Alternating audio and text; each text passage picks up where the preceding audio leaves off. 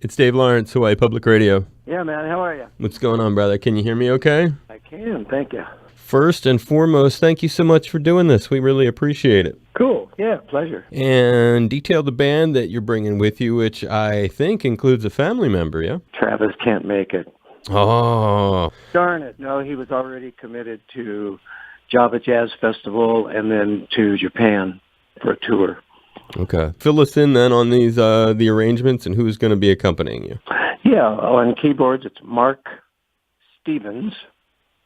And he's played it with me off and on over the last 3 years. He just got off tour with Josh Groban, so he was available to do this for me. It'd be good to see him. It's been a while. And bass player Andy Hess, Hess. Nice. Yeah, you can look him up. He's a big boy. And the drummer has been with me, off and on for the last 12 years. He and Travis were really good friends, and they were both 22 years old when they started playing with me. His name is Gene Coy, Coye. 3 of the albums that Gene played on last year just won Grammys. Looks like you got some good accompaniment, as usual, Mr. Carlton. Always. Yeah. I know that, brother. And so when you're one of these cats who really, some people have just been attached to something through most of their life, and I would say starting at 6 years old would rank you as most of your life. How does one get onto a guitar at such a young age, which was, for those keeping track, 1954? Yeah, there was an old acoustic guitar at my grandmother's house. And my mom played guitar when she was a teenager back in Oklahoma. And her dad played fiddle. So there was a little bit of musicality in the genes. And my parents told me I was just fascinated with the guitar at age 4. And they told me, as soon as you're big enough to hold it, you can start taking lessons. Which was 6, I guess? So about 6.5, I started taking guitar lessons. And I've been very blessed. It's the only thing I've ever done. I've never had another kind of job except a musician. Where'd you go to college? 2 years to Harbor Junior College in San Pedro, and then 1 year to Long Beach State College. Music major. Did that come to be a degree of some kind? No, I didn't go the fourth year. I was turning down, honestly, so much work to stay in college that the day I knew I could quit college, I did and started working. So I know it's crazy stuff. Before we get to that exciting period, you paint that middle picture, because people are going, well, what happens from 6 to there? So what gets you so that you're so skilled? I get that taking the lessons. I guess you would look back and say, as somebody who's at your age, you'd say, if you have a young kid and you want to get them started, whether speaking a language or getting into chemistry or getting into guitar, you would recommend start them early, I'm assuming. Yes, as long as they have the passion. My parents never had to force me to practice, even though as a child, of course, it's like, have you practiced your lesson today? But never did they have to threaten me or anything. So, lessons starting at age 6.5. I don't know, I'm speculating on, I might be off by a year or so, but by 9, I was doing little talent shows, with the students from the Guitar Center where I took lessons.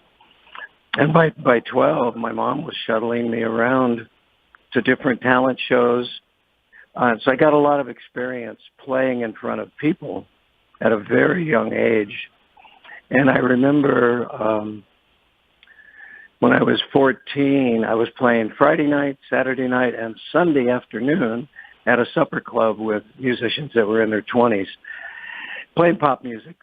And the reason I remember is because we celebrated my 15th birthday at the club. And that would have been first kind of pro experience, I'm assuming. Absolutely. Playing with older musicians, pop music of the time, all that experience of being in front of people and playing in a band was a total benefit, And so that transcends to you're in school, and I love that story. You're like, you determined when you had enough gigs that you could make that work instead of school, you would blow out and do that. What were those kind of gigs that were just lining up to be so frequent? Yeah, a lot of demo sessions because I was still, 19 or 20. But people in the studio world were starting to call me to play on demos for publishing companies. But also I had my own groups from 17 years old till I was 20, playing in clubs. The first set we could play jazz, and then the rest of the evening we played the pop music of the day. So I was playing all the time. The summer before my senior year in high school, I went to Vegas and played 56 days straight at the Mint. I was with a group that opened the Mint Lounge in Vegas. So again, just more and more experience, playing the guitar, being in front of people, learning new material. And then, the demo things, as soon as I started getting calls for demos for publishing companies, within a short period of time, I was the arranger on those demos because they liked my ideas. From there, it was just word of mouth. Hey, there's this young guy that's playing, so if you can't get who you want, try this guy. Right. That was a good alternative. I love the way you set that up. And your first record, you're 20 years old. It's 1968, and that leads you to doing, interestingly, jingle sessions for Ford. Do I have that right? Ford Motor Company? Yeah, man. The leader of the jingle group was one of the top background studio singers in L.A., and he had heard about me, knew I could sing some background parts, and I could play versatile instruments. So, they offered me the gig with the Ford group for all summer. We went around and did corporate gigs for Ford, but I played on the jingles along with the heavyweight session guys. So it was another initiation into the session world. And did you get yourself a Mustang, or how did that work out on the ride part of it? Yeah, they gave us a car for 2 years, but we had to give it back. Right. Oh, that's cool. So that's how that worked, huh? Was it a Mustang, in fact? It was, 409 or 428 Mustang. Yellow. Look at you, man. Love it. I know. Now, there, for obviously people with cars would appreciate some of this, but Larry's been fortunate to have parlayed his talent into working with all kinds of names. And that's one of the neat things about Larry is these names cover the gambit. They could be people that maybe your parents listen to or people that even your kids listen to. I'm just going to dial in on a handful of them because we'd have to reserve him for the next several lifetimes if we were going to explore all of them. But one of them would be a huge name, obviously, on your list. It's hard to pick which is the hugest, but John Lennon's a really big name. Talk about how that came to be. Well, I didn't tell this story until after John Lennon passed away, but I was called for 5 nights of recording, and Phil Spector, the producer, was producing John Lennon. Well, it was me and Leon Russell and a whole bunch of other guys. And the session was so loose, John didn't show up for 4 hours after we were supposed to start. And so the bottom line was I drove Leon Russell back to his hotel after the first night of session.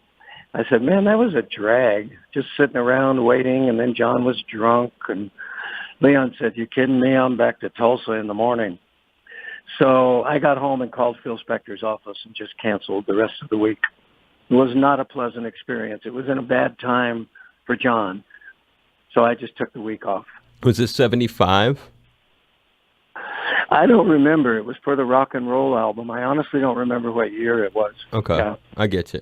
Yeah. I think I have the right era from other piecing it together with other stories. Sammy Davis Jr.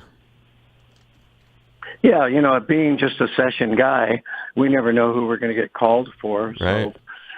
Probably Sammy Davis Jr. was being produced by Jimmy Bowen, I would think.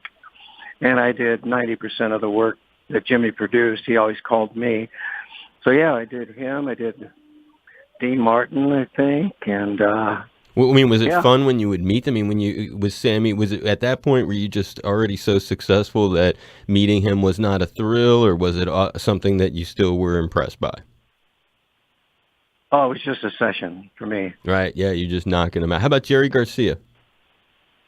Yeah, see, I didn't remember that session, but that album came out a long time after we recorded those tracks. I was surprised when I read Jerry Garcia has a new album out and Larry Carlton's on a track. It had been so long since we recorded those tracks. I'd forgotten all about it. Was it fun getting to do that? Did he personally request you? What's the storyline on that? I don't know if it was him or if it was him and the producer that said, "Here, let's handpick these guys for these particular songs." I don't know how that came about. Right, and the producer, you make a great point, has a big role in some of these too. They'll get the idea, certain people, like Michael Jackson, for example. Was that a situation where the producer maybe thought, that was Quincy, I guess, looking to stick you in a certain way? Yeah, I had done some work for Quincy over the years. And then I got a call one day from his office saying, "Quincy's got one song for Michael that he really would like you to come in and play on." So I did, and that was "She's Out of My Life" for the Off the Wall album. You get to record it while he's there, or was that one of those you do it separately kind of deal? It was separate. His vocal and Greg Fillingane's wonderful keyboard part was all that I played to. The Partridge Family. How did you get hooked up, and what did you do with the Partridge Family? Yeah, that was one of my first big-time sessions. The guitar player, one of the guitar players that they used for the Partridge Family sessions was Louis Shelton. Oh. And he was one of the top guys, also Tommy Tedesco. They were doing those albums. And, excuse me, David Cassidy talked to Louis Shelton and said, "Man, do you know any other young guys that might come in and play?" Because they were using, the older, more jazz-oriented guys. And Louis said, "Yeah, I met this kid a couple of years ago that I think would be really good. His name's Larry Carlton." What a cool thing. What a cool thing. Yep. You got so many of these. When you look at all those things, is there like a biggest honor that comes to mind of the cats that you've gotten to cross paths with?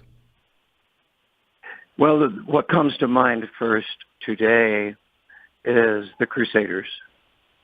I was a fan of the Jazz Crusaders when I was 14, 15 years old. So I used to sit in my bedroom and play the guitar to their records. And then 7 years later or so, to be called to record with the Crusaders was definitely a highlight and a turning point in my career.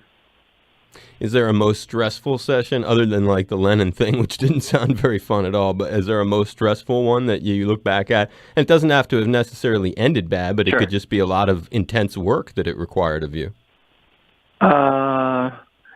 No, I think the most stress for me was sometimes going to a motion picture call, and the sight reading could be quite intense.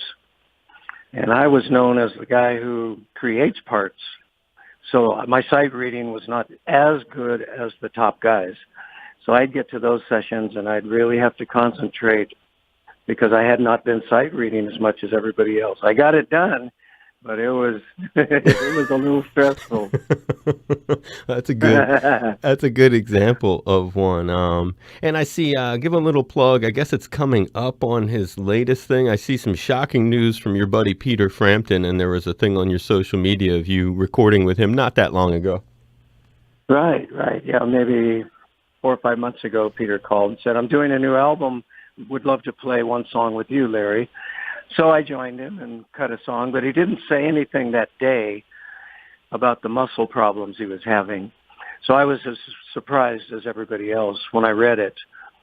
So obviously I was glad to hear that right now he's fine and he's going to go out and do a major tour because he loves to play. He loves to play.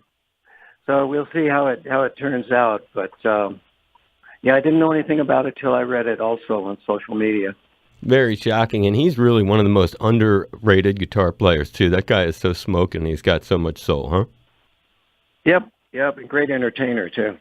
Now, on to the serious stuff. Now, what do you do with your Grammys, Larry? Where do you keep those things?